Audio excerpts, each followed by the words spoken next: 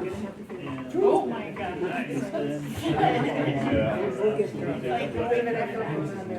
Yeah, I'll just go ahead and shut it off. The rock.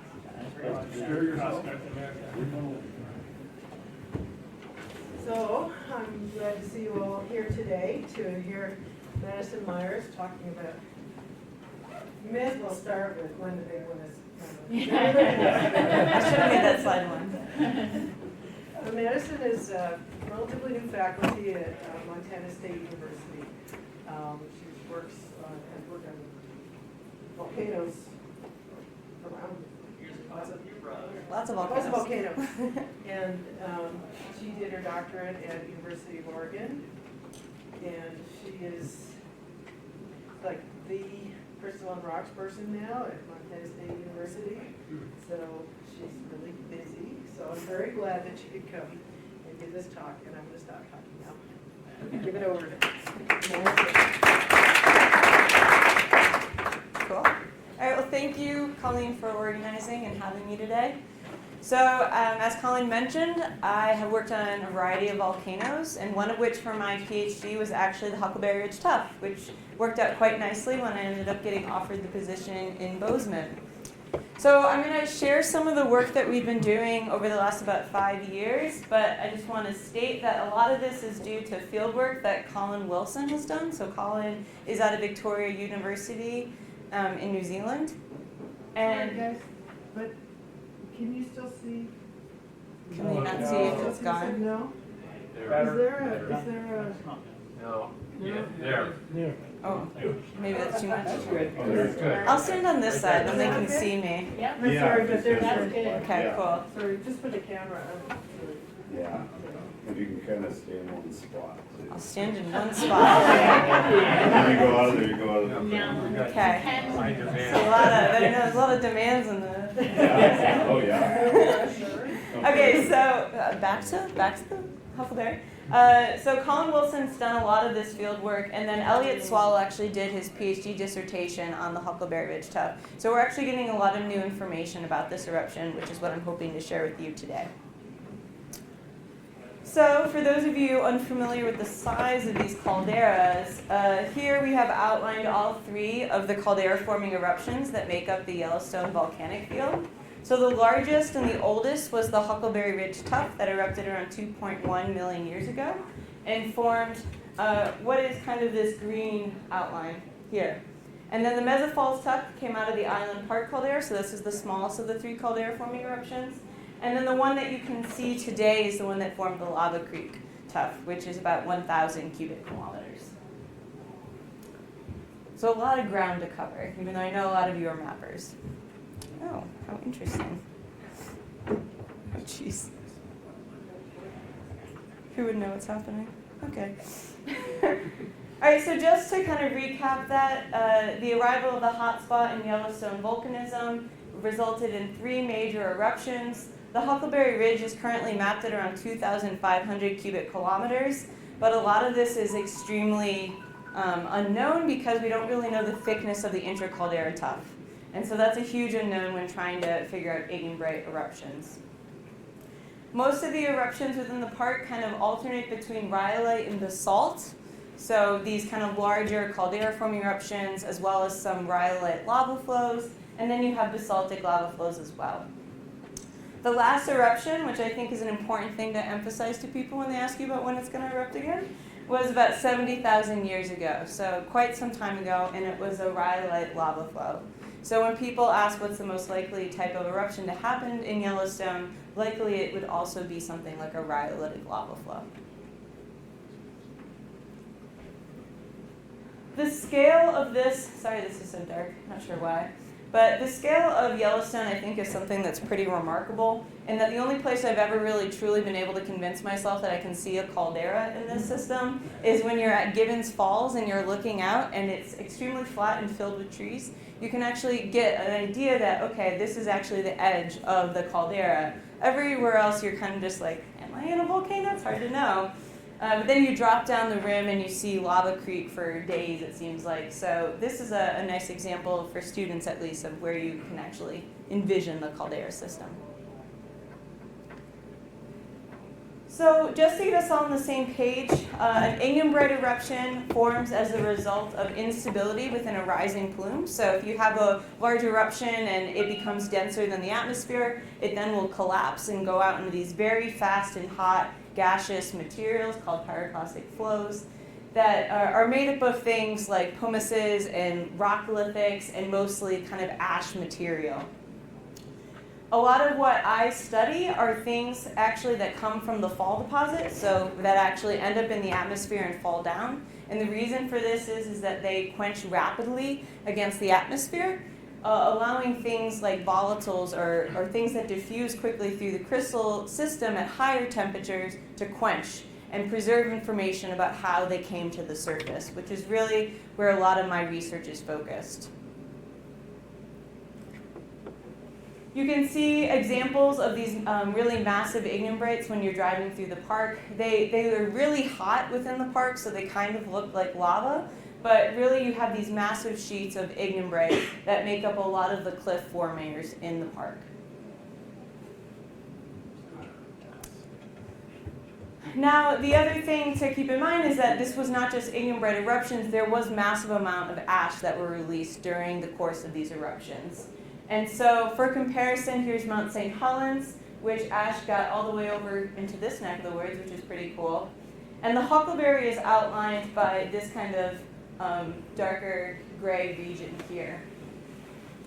And so you can find material all the way over essentially into Iowa. And they're even finding evidence for these things in cores that they're taking, including within the Louisiana Delta. So current modeling, if you, let's say, we're very, very, very unlikely to have a super eruption, but if we did, you can actually model where ash would be distributed, and it would essentially cover most of the United States. Essentially, this is where it's actually been kind of found and believed to be the outline of it, but some of it would be very, very thin over here and easily kind of washed away by water. So again, as you're having these pyroclastic flows go down, here's the example from Mount St. Helens. The ashy material going up into the sky is really the stuff that we're focused on here. But I think Mount St. Helens makes a really nice comparison when thinking about Yellowstone volcanism, and that this was something that most people in the area really know, they can think about and remember. And one of the things that's so amazing to me is that this was about 1 cubic kilometer worth of material. So this eruption had major kind of impact locally as well as on the western United States. But then when we compare it to the scale of the Yellowstone volcanism, it really kind of highlights just what we're talking about here in terms of trying to understand eruption dynamics. So here again, Mount St. Helens little plume on here, and this is an example from the Lava Creek Tuff, which isn't even at the scale of what the Huckleberry Ridge Tuff was. So a lot of material to work with. And the point of this, and kind of one of the questions that I aim to answer, is that we actually have a pretty good understanding of what triggers small volume eruptions. And it's much like the weather in that we are able to monitor them, put new instruments on, and then actually see them erupt and get a better idea of what's happening over time. So this allows us to make observations and use that information to better monitor and kind of predict when you might see another volcanic eruption. However, we have much less of an understanding of how large volume caldera-forming eruptions are triggered. Some people have suggested that they are chamber triggered, meaning that overpressure within the chamber itself will trigger that initial eruption, will lead to a feedback system that will then cause the roof to collapse and the caldera-forming eruption to occur. However, there's a growing body of literature suggesting that these things actually behave very differently than smaller volume eruptions, that the size of them actually causes kind of a ductile halo to form around that magma system, and that you need something else to trigger them to erupt, potentially an external trigger like rifting or just roof collapse due to the instability of the size of the chamber. The challenge is that much of our understanding for how you trigger these large volume eruptions comes from numerical modeling, where we really don't have a lot of other indications over what time frame these type of processes might be occurring or how you might distinguish between one or the other. And so the question that we went into studying the Huckleberry Ridge with was, can we infer something about how this eruption is triggered by trying to calculate timescales of the unrest in the eruption towards the surface? So much of my talk today is going to be focused on diffusion chronometers, or kind of time indicators that can be preserved within the crystals erupted from these, to understanding kind of the opening dynamics of these really large volume systems. Additionally, we often envision caldera-forming eruptions as these kind of continuous processes, that once you have this initial eruption from some kind of central vent, it's pretty much impossible to stop. That these are just runaway systems where you have an initial eruption and it leads directly into a caldera-forming event. But what if there was pauses? What would that look like? Additionally, what if there were multiple vents active at the opening of these eruptions? What evidence could we use to try to understand or interpret that from the erupted deposits? And really, the question is, what evidence can we use to recognize and quantify these kind of complications in caldera-forming eruptions?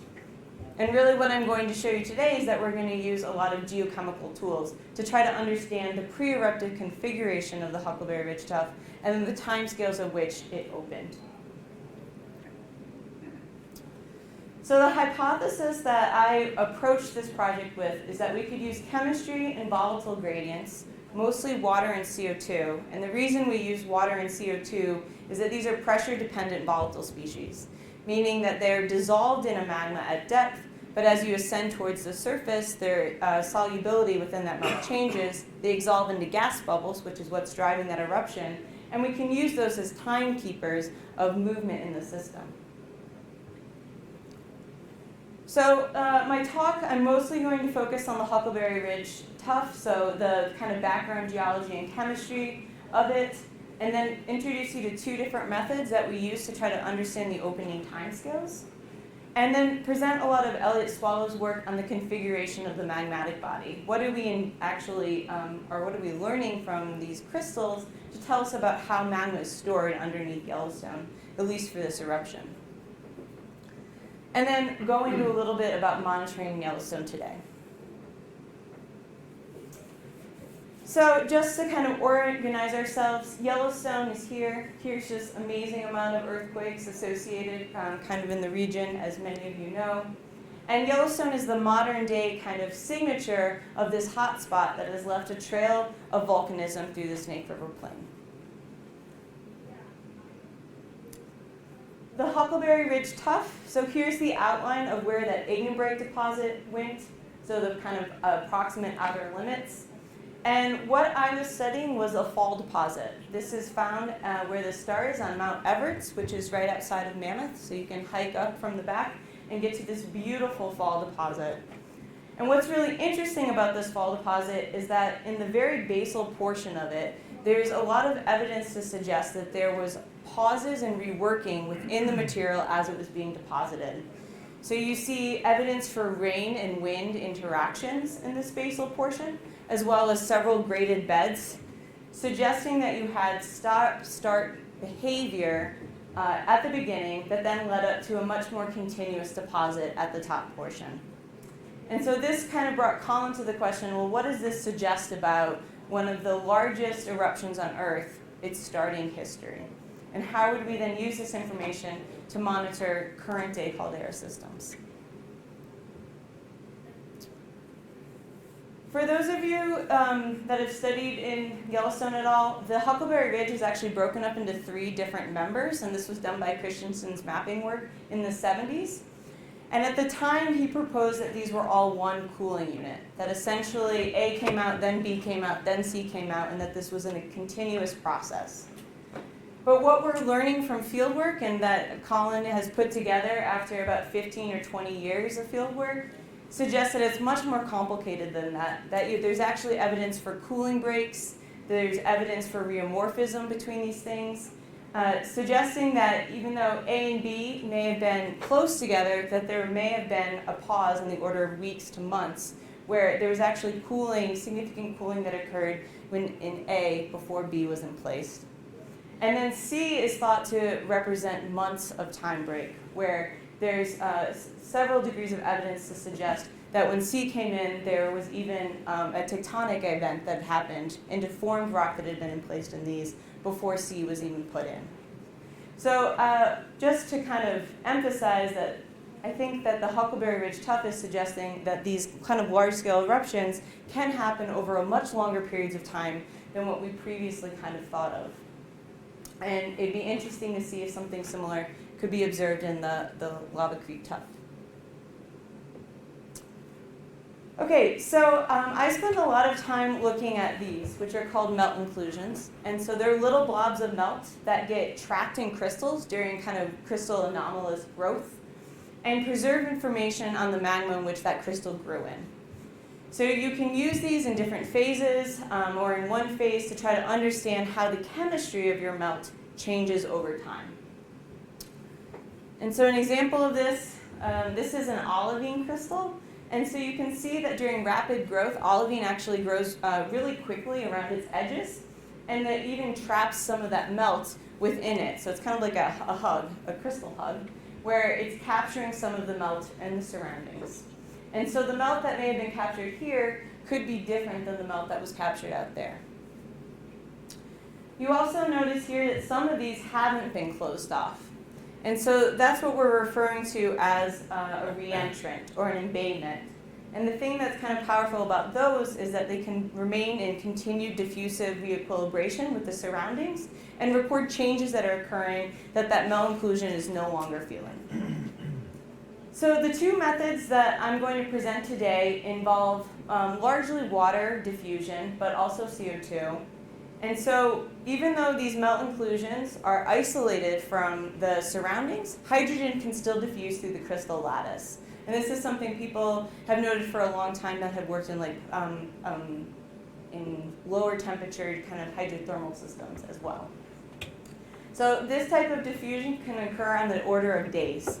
So if you were in a melt that had 5 weight % water and then you moved it into something that had 4 weight % water, that melt inclusion would actually re-equilibrate and record then later that 4 weight % water. On the other hand, reentrants actually can record gradients on the order of hours. So these can be used actually to calculate ascent towards the surface, which is thought to be very quick in these systems. So we coupled these two methods throughout the fall stratigraphy and paired them with major and trace element compositions. So to begin with, I'm just going to show you some of the chemistry of the system. Hint, it's a rhyolite. And then show you about how we actually use these timescales to get more information about movement between the chemical bodies. So here's our fall deposit again, and we sampled at 11 different horizons. But these upper ones were found to actually be baked a little bit by the ignimbrite. So the ignimbrite comes in right above here. So we weren't able to get a lot of diffusion data from up there. But essentially, I'm trying not to show you too many plots. This will be one of the few geochemical plots that I show you, so bear with me. This is just a plot of rubidium versus chlorine as well as uranium. And essentially what these suggest is that during fractional crystallization or evolution of your magmatic system, these two things are incompatible, meaning that they're not going into any of the crystallizing phases, so that they should increase with higher degree of differentiation within the magmatic system. And so essentially what we see is that our first erupted layer is the most evolved. It has the highest concentrations of rubidium, chlorine, and uranium. And as you go up the deposit, you start to get to more less evolved material. And so this is kind of the very stereotypical view of how rhyolitic systems work. You have this like nice juicy cap filled with volatiles that's more evolved. You erupt it, and then you deplete more as you erupt out of the chamber. This ends up not being as simple, which you'll see in a few slides. But that was what we first thought, looking at these elements. You need approximately 55% of crystallization to create this whole range. We are extremely high silica rhyolite, so silica contents around 76, 77 weight %. And these are 9 separate units. What starts to shift is when we look at things like barium, rubidium, and strontium, we start to see much more clustering occur within these systems, instead of those nice straight linear arrays. And so what does that mean? Well, what it means is that it's likely that this body would be isolated and crystallizing in a separate location compared to this body. Because if they were connected to each other, you should see continuous arrays of trace elements. And so these clusterings of kind of distinct compositions suggest that they were in separate pockets when they were crystallizing. And so we actually have separated these into 6 different kind of populations of crystallization. And really the importance of this, again, is that these things are likely separated in space underneath within the magmatic body. So that's all well and good, but these are representative of the melt inclusions, meaning that you could have crystallized in these separate pods, but that doesn't necessarily mean that you had separate melt bodies erupted at the time. Something could have changed. So when we look at the reentrants, which can diffusively re-equilibrate, meaning represent more of the composition prior to eruption, what we see is that we only have about 3 of those populations being represented. And we also did obsidian chunks that were found within the deposit. So what this suggests is that even though we had 6 crystallizing bodies, that they had amalgamated into 3 eruptible bodies at the time of an eruption. But the important part of this is that there's still separate, distinct compositions at the time of the eruption.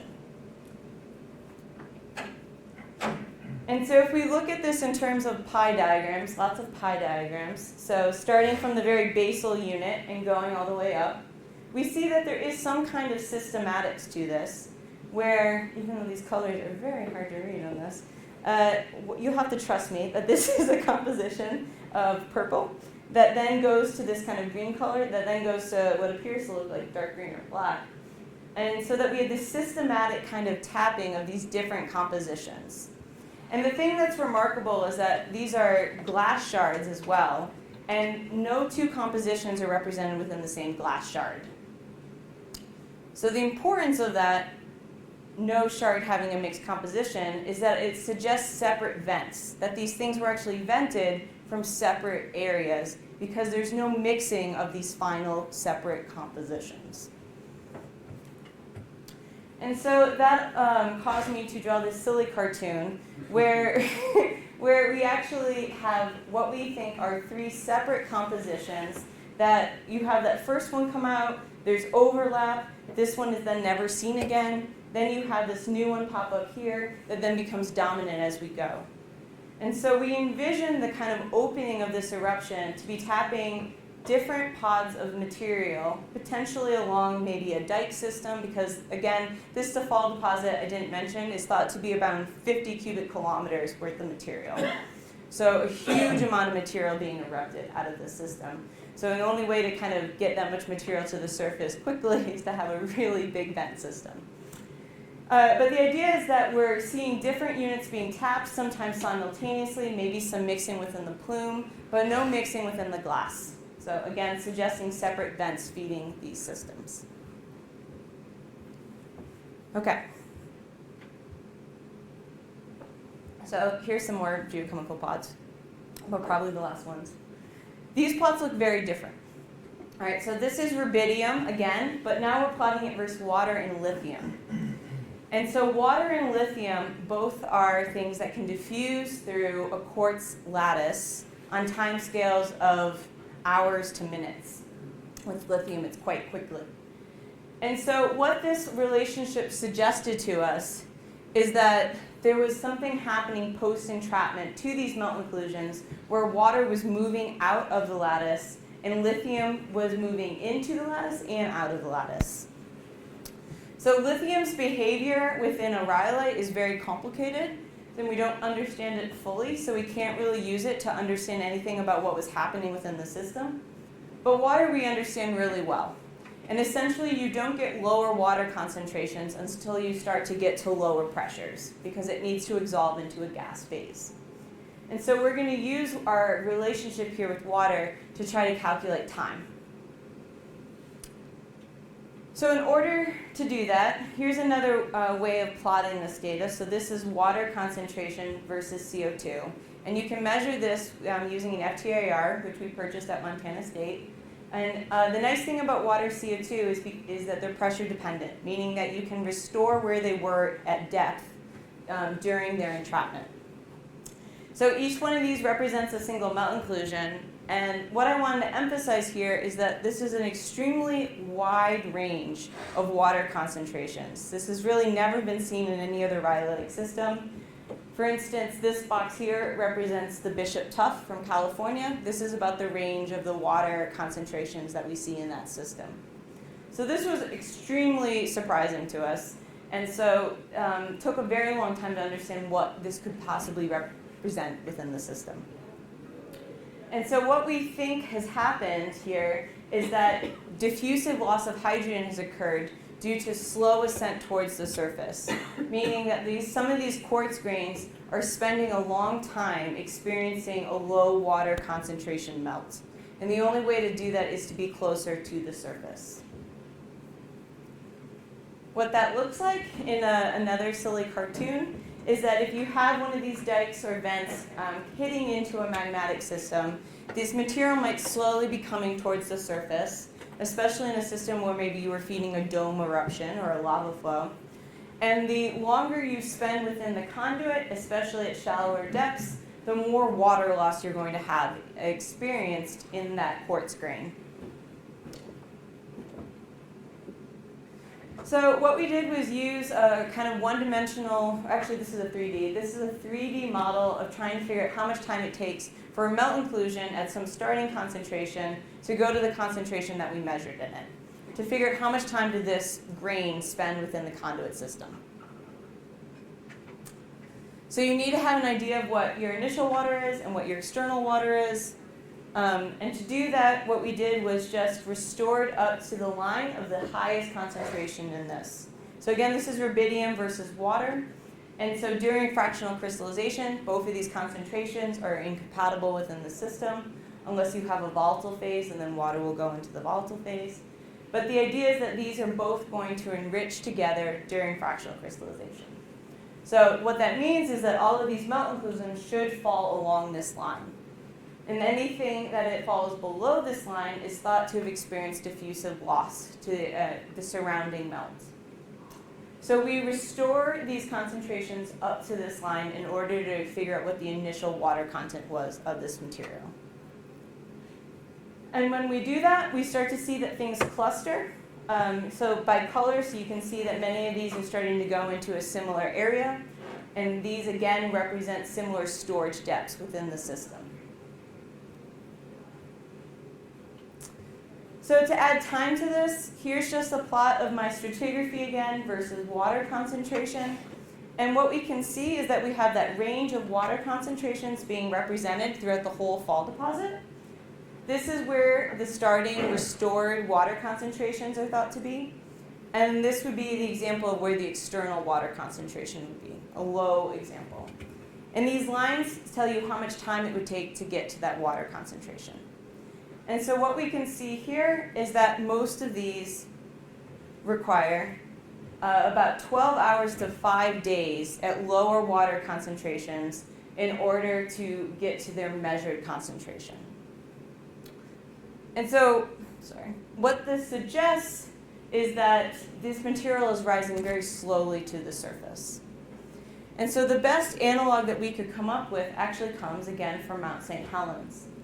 And so what they did at Mount St. Helens, even though there was that big eruption on May 18th, 1980, during that summer there was several punctuated explosive eruptions all summer long. There's about 5 or 6 of them. And so there was dome growth, and then there would be this explosive eruption. And so this study by Rutherford and Hill in 1993 took single pumice clasts from these eruptions and noticed that amphiboles had these very strong breakdown rims on them. And so a breakdown rim is just amphibole outside of its stability zone, spending a lot of time in a lower water concentration melt. And what they found was that within any single pumice, there would be some amphiboles that had no breakdown rims, mixed with amphiboles that had spent up to 2 weeks within the conduit system at low water concentrations. And so what they used to describe this process, that you could have some that have not experienced any breakdown with ones that have a pretty thick rim on them, is that material was slowly rising to the surface, and then you would have this punctuated explosive eruption that would integrate all the material from the conduit into this single pumice clast, suggesting that individual crystals have kind of unique decompression histories. And so what this would look like for our model, again going back to my silly little conduit, is that material slowly rising to the surface, and then you would have this explosive eruption where within any single layer, pumice clast, you have quartz grains, or in the Rutherford and Hill study, amphiboles that have experienced different decompression histories within a single clast, where some of them are representing time in the conduit up to about a week. And so going back to this data, what this suggests about our system is that we have this sluggish kind of complex decompression history suggesting potentially low overpressure feeding into our system, and perhaps evidence for an external control. So going back to how do you trigger these eruptions, well, how do you have material slowly moving towards the surface, having these kind of small eruptions, then stopping, because the fieldwork suggests that there was reworking happening in the deposits at this time, and then starting up again. Suggests that perhaps something externally was controlling the movement towards the surface. So the next method that I want to go through is using water and CO2 concentrations within these reentrants. And so this thing that looks kind of like a fish is a water concentration map of one of these reentrants that you can make using the FTIR. And essentially, we measure water and CO2 concentrations throughout this little fish and then model it to determine decompression rate. And so the idea is that during decompression, gas is going to exsolve into bubbles. So in the conduit, bubbles are going to start to form as soon as you start to leave that chamber, and they're going to get larger and larger as you approach fragmentation. So this is driving water and CO2 into those bubbles, which then causes gradients to form in that reentrant as it strives to maintain equilibrium with the changing external melt. So you can then measure the concentrations and model them doing a numerical model to try to recreate the profile that you measured. Okay, so what this means is at time equals 0, you're going to have an initial concentration of water and CO2 that's flat within your reentrant. As you start to ascend towards the surface, your external concentration is going to drop down towards a concentration represented of fragmentation depth. You can then run different simulations for, let's say you ascended within 4 minutes, so extremely quickly. You would barely form a profile within this reentrant. The best fit for this particular example is 32 minutes. And then this would be what would happen after 4 hours. So after a day, you would essentially re-equilibrate this thing to a lower pressure, and it would no longer record any kind of ascent history at all, whereas the melt inclusion might. We apply a kind of a best fit scenario, so a chi-square test, and run through a cycle of decompression rates to try to find the best fit for our data. So in this case, B would be the best fit decompression rate for this profile. And there's, of course, a lot of assumptions that go into this, and this is something that we're continuously working on, including running experiments now using pressure temperature vessels to see if we're actually reconstructing these correctly. The results from this, so we did 10 different reentrants through that stratigraphy, and what we found is that most of these are rising at rates around 0.35 to 7 meters per second. So that's about between like the speed of a cockroach and like a human running pretty fast, meaning about less than an hour to about 3 hours at max within the conduit system. So this material, is once it's erupting, is coming quite quickly to the surface. But importantly, thinking back to how this works with our melt inclusion data, these rates are associated with that final explosive eruption and overlap with inclusions that have experienced little to no water loss. So those inclusions that overlap with the storage area are the ones that are going to be coming up at the same speed as these. All right, so building a conceptual model. We have 6 quartz populations which we got from our chemistry, that amalgamated into 3 magma bodies at the start of this eruption. Melt inclusions are highly variable and suggest timescales less than 12 hours on the order to 10 days, so kind of this sluggish ascent towards the surface.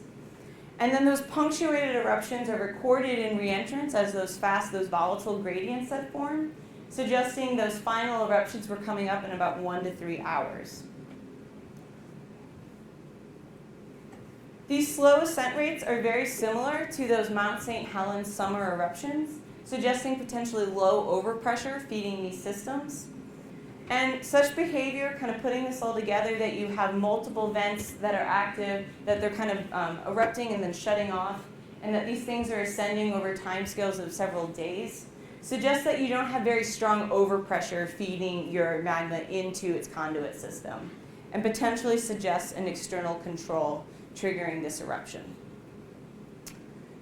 Of course, to get a conceptual model where I draw more blobs, we need to have an idea of where to draw the blobs. So essentially, this is a plot of restored pressure taken from water and CO2 concentration. So what we see here is that our different quartz populations are actually kind of stored at different areas within the crust. And these are just separated out by rubidium concentration. So some things are stored about 4 kilometers all the way down to 8 kilometers underneath the caldera system.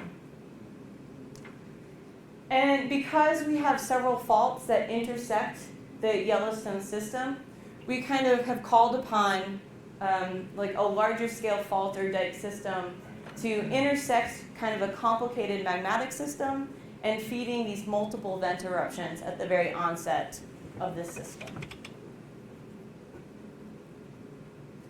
So just to go back, this brings up a few complexities to our kind of standard model of just a large volume of material that once it starts erupting just continues to erupt and empties out kind of this homogeneous big body of material. So next, the work that Elliot did to follow up on this study was to look at things like glass chemistry as well as feldspar compositions to see if what happens once you hit the ignimbrite. Do we still see this diversity within the populations? So first off, Elliot went through the fall deposit and was able to distinguish those 3 separate bodies by separate compositions of feldspar as well as matrix glasses. And so then he went up into the ignimbrite and found that not only were there 3, but there were about 5 additional clusters that he found. So 8 separate distinct compositions that can be separated out very strongly by barium, suggesting sanidine and plagioclase are really controlling the diversity that we're seeing. And that these things are scattered in no kind of rhyme or reason around the caldera. So you see all of these 8 bodies, but it's not that some are associated with the northern part or the southern part. They all seem to have kind of been tapped and triggered right at the beginning of ignimbrite formation, which Elliot uses to suggest that the caldera collapse actually was very soon after ignimbrite started being placed in this system. So the importance of this work is that a lot of times in caldera systems, we again envision that you have this pre-eruptions, volatiles are building up pressure within the system, you have this initial Plinian phase that destabilizes the whole thing, and then you have collapse of the system. And so this idea is thought to be very, very quick, but the challenge is that a lot of times geophysics never images large blobs of melt, and that these things are thought to be extremely unstable overall. So how do you actually store melt under these systems? And how do you build this much material, 2,500 cubic kilometers worth of material, stably within the crust? And so what our work, I think, really nicely shows, and more work are starting to go towards this, is that melt is actually stored potentially as these lenses or separate bodies within kind of a crystal framework within the crust. And that these things, once they connect together or start to trigger, melt will then come together, and that becomes a more unstable feedback process. So really this work allows us to start to think differently about how material is stored within the crust and how you might seismically have to start imaging it to try to understand the configuration of these systems underneath large caldera systems. So some of the complexities include the fact that central vent is really not something we see in most of these systems. A lot of times the vent systems are very complicated. That we have multiple kind of magma bodies and vents active and kind of simultaneously and concurrently working. And that at least in the Huckleberry system, we see this very sluggish beginning to this eruption. So you wouldn't be monitoring this over the time scale of maybe a day. You would be monitoring this over the course of potentially a year or more. So kind of makes you think a little bit like if you had the first Plinian eruption happen out of this and then it stopped, how would you know that something else was going to happen? And how do you know when it then switches to being a discontinuous eruption to something that's much more continuous? So future directions in Yellowstone, right now there's pretty good work being done from Elliott's stuff to suggest that we have a really complicated magmatic system. As complicated as mine might seem, Elliott just came out with a paper this year which suggests that there's different mafic input into this system. There's different isotope compositions being tapped. It looks as if there might be mixtures of mantle material. There's craters of the moon material being seen. So it's a very complicated and very diverse eruption that has time breaks on the orders of maybe weeks up to months within the deposit, and a lot of differences that are being observed. So I think the next step really, at this point, most of this is whole rock isotope work, some feldspar work, but really a detailed petrology study I think is kind of necessary in order to understand the time frame of these different things coming together at depth and the longevity of different parts of the system. The other thing that's kind of resulted from Colin's work is that part of the area that's mapped as Huckleberry Ridge Tuff over in the Sour Creek Dome area actually dated to be at Lava Creek Tuff age, suggesting that there is some kind of mapping discrepancies over within the park area. So that's something that we're hoping to kind of follow up in and doing a little bit more work with the Lava Creek Tuff. And then lastly, I just kind of wanted to end on the note of monitoring. So you guys are part of, congratulations, of monitoring Yellowstone Volcano Observatory. However, you will see that Montana State is not on this list. So, shockingly and kind of embarrassingly. So I think the next step is really to get us more involved into that as well, and we're hoping to join the consortium this year. So that's exciting. And so with that, I will thank you and take any questions. And this is just an example of some of the complexities that they're finding in the Yellowstone system. It's a behemoth of a paper, like 70-page long paper, if you really like geochemistry. But essentially, there's a lot of complications in this system suggesting a really complicated kind of structure for how magma was stored, at least for the Huckleberry Ridge Tuff, which could be due to the fact that it was the first of the 3 caldera-forming eruptions, but not quite sure. So with that, I'll thank you and take any questions.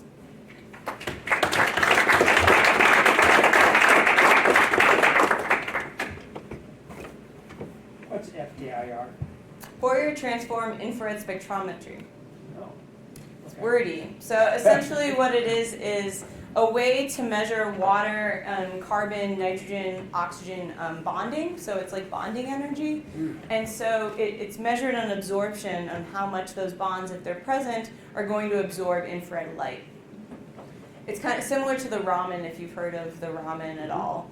And so the difference between them really is that for the FTIR, you need to have doubly polished material, and it tends to require you to intersect the glass on both sides, so it's pretty time intensive. But it allows you to get pretty quantified CO2, which you can't always do with the Raman system. And CO2 is a really big depth indicator. Just a follow-up for the disassociation, the diffusion rate. So I mean, that's a function of temperature. So what sort of temperature assumptions or measurements do you make? Yeah, so that's a great point. Diffusion's always super temperature dependent, and so we spend a lot of time trying to figure out the temperature of the fall deposit. The fall deposit we think is around 800 degrees Celsius, and that it gets much hotter as you go up into the ignimbrite, which makes sense considering how welded a lot of that ignimbrite is. And so we used kind of different things. We used the melt hygrometer for plagioclase. Don't have good oxide pairs. We used 2 feldspar thermometry, zirconium and melt can be used as a thermometer. So we tried to do about 3 different thermometers and then essentially did an error bar analysis. So we did diffusion at about 25 degrees up and down to kind of constrain those rates. Yeah?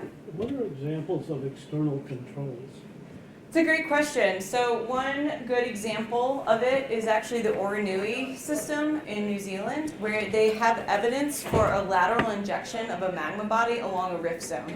So the beginning of the Oronui eruption has these mixed biotype pumices in them, that there's no pumice in all of the Oronui eruption. It comes from a system about 30 kilometers away. And so they only see them in the first 2 phases, and there's actually an eruptive pause seen there in that there's like bioturbation between the 2 layers, between where deposition was. And so the thought is that you had this first eruption, stopped, you bioturbation, second eruption, both of those have these foreign magma bodies in them, and it's thought to be associated with rifting. So in that one, they proposed that rifting kind of triggered the initiation of this eruption. But it's not easy, and you might not even believe that as being evidence for an external control. So it's super contentious, I would say, in the caldera community if you actually can use an external. But we haven't seen a lot of caldera forming eruptions either, so. Thank goodness. Bummer. Yeah, So, coming.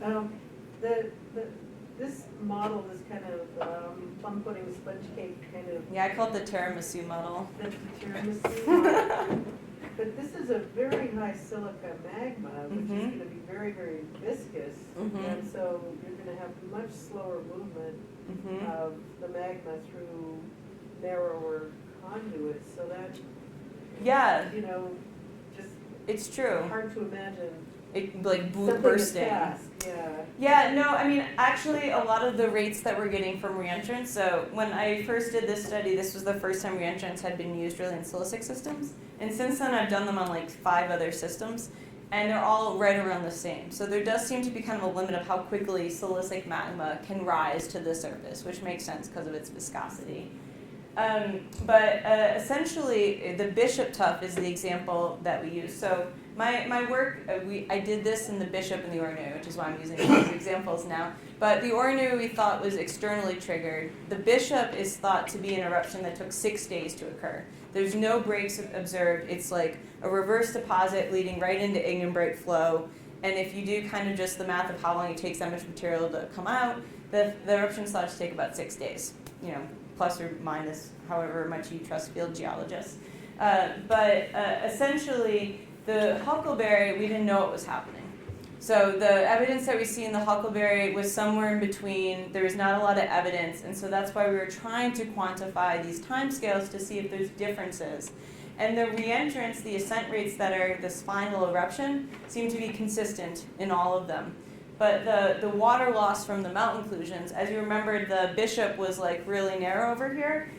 The Oronui we see somewhere in between.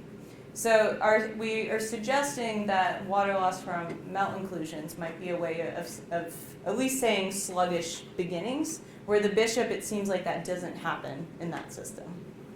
But there's a strong temperature difference between them, so. I'm gonna take you back to the first, it was a photograph you showed, standing on one rim of the caldera and looking Yeah. over to the other. That was real life to me, I think. But I'm trying to relate it to the bottom diagram there. Are you looking from, Here? no, Oh, this one? C, Yeah. yeah, are you looking from the left side to the right side? Is that your caldera there? Yeah, so I mean, the challenge with the Huckleberry is that, you know, it then had another subsequent giant caldera forming eruption in the same spot. And so it's very hard to see where the Huckleberry's caldera was. Right now, really what you're seeing is the Lava Creek's caldera boundary.